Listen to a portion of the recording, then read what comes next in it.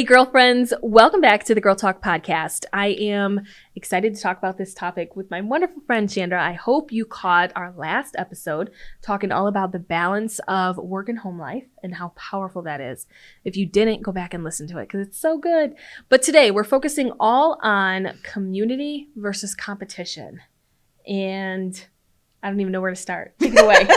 Is that important and why is it important? Yes, it is so important.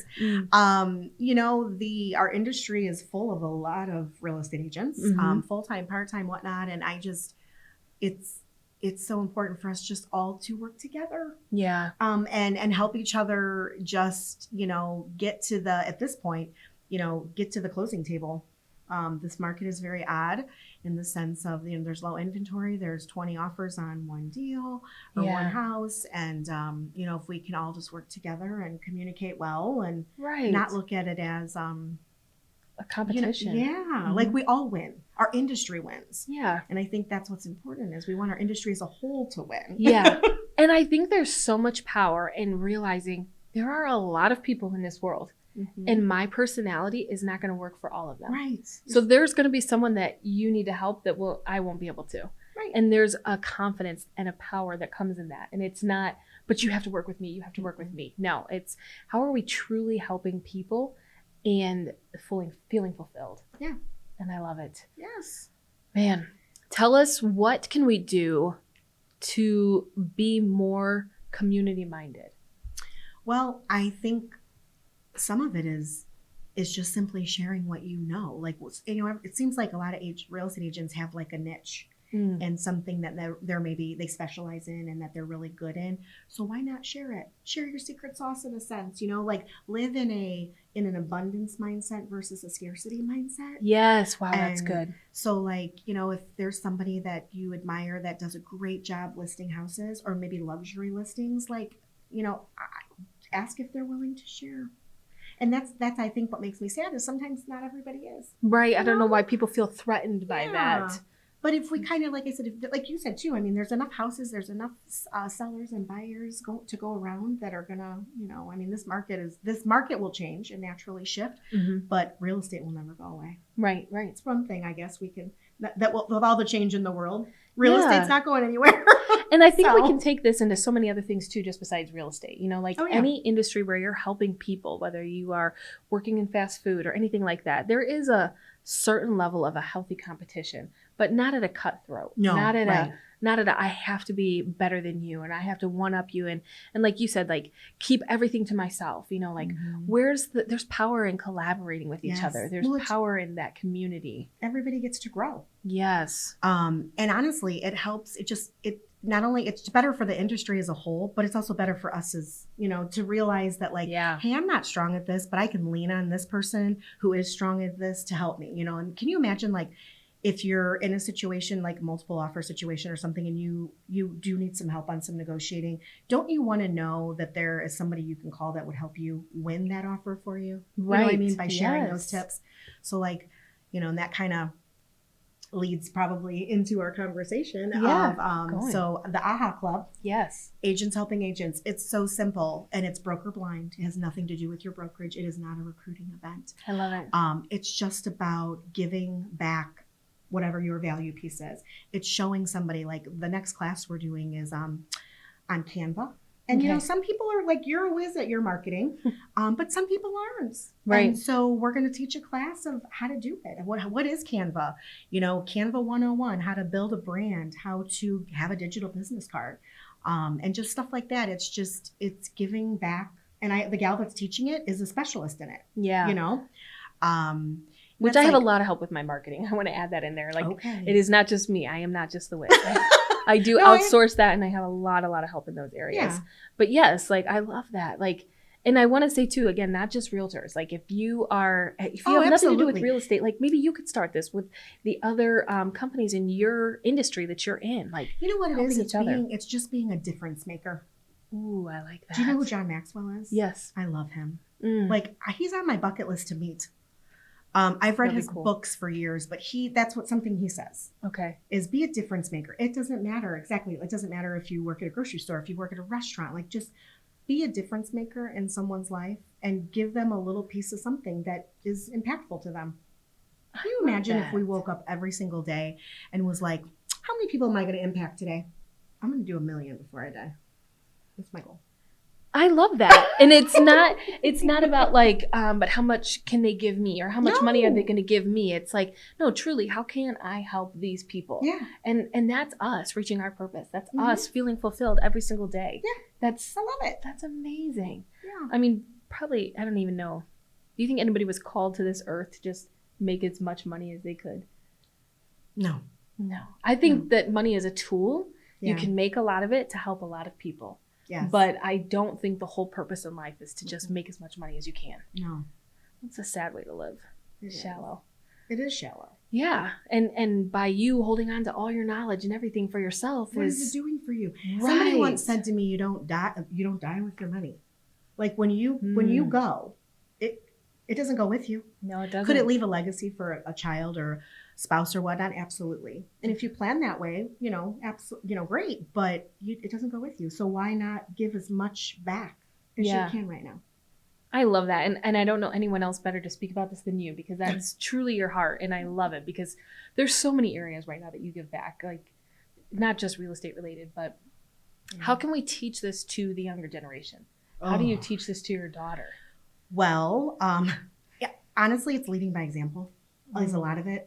Actually, tomorrow we're signing up for a soup kitchen. Oh, wow. And and she's doing it with me. So it's just, but it's leading by example. It's doing those things. I think a lot of kids nowadays are they're entitled and they're like, they have everything that they need and they don't want for anything. So I think it's important for them to see that people aren't always living a fortunate life like that. Yeah. So I think that that's important. And then even teaching them about money is huge. We haven't started giving Kristen an allowance yet, but I follow Grant Cardone as well. Love Grant Cardone. Grant and Elena. Yes. Yes. And so he's got a really cool system that he does with his girls, Scarlett and what's the other one? Sabrina. Mm-hmm. And as far as like giving them money and letting them kind of decide what they're going to spend it on, but then how much they're going to save. And and there's a whole book on it, but I think that's a great way to get them to kind of start getting an idea about money and realizing that it is more than just money. It's about what you do with that money. Right. And I think it's Grant, he's the one too that says like, you can't buy happiness with money, right? But what is it? But money gives you opportunities that broke people don't have, right? Correct. That's what it is. Yep. Yeah. And it comes back to, that just comes back to just working hard and making wise decisions and giving. Yeah. Look at how much he gives and we all learn from him. Right. And then we implement it in our own life. Yeah. And I think there's a level too there with Grant Cardone and other successful people that they don't let the fear of running out of money take over. Yeah. And that's sometimes hard. That's very hard. I've been in, some points in my life where I'm like, ooh, like it's a little scary, but that's where, I think too, like for me, that's where my faith kicks in. Yeah. I'm not going to be completely, and that even goes back to our podcast that we just did, is that, even when I left my job being pregnant with Kristen, I didn't know what that looked like. And I left a job like with nothing lined up. Right. But I just I jumped on my, I had faith that I wasn't going to. So, yeah, I just was sitting here listening to you talk, and I had a thought of like, if we really stopped to write down like, what does success look like to you? Or when will you feel fully fulfilled? And a lot of times, I think if you really think about it, it's not a dollar amount. It's a feeling. Yeah. And it's different for every person. Like there's a reason I do real estate. That's how I feel fulfilled, to help those people grow. But I think if you always take it back to like what your core values are, then you're not competing against other people. Right. You're competing against yourself. Yeah. It's like, I know you're here to fulfill a purpose and I am too. And how could I support you? Yeah. That's, I love it. Yeah. I just wish that's so, I just wish the whole world did that. But it's just, it's being mindful though, and making, just intentional decisions on what you do with your words that come out, with the money that you spend, like everything that you do every day. It's like the whole like driving in traffic and you're grouchy and whatever, and then you get there, and then you find out that there was an accident, and it's like, oh, if I was just, it's like if you kind of think like that all the time, then it kind of keeps you focused. It does. It does. I'm remembering yesterday I was watching, I was sitting at an intersection, and there was this older lady who was going very slow.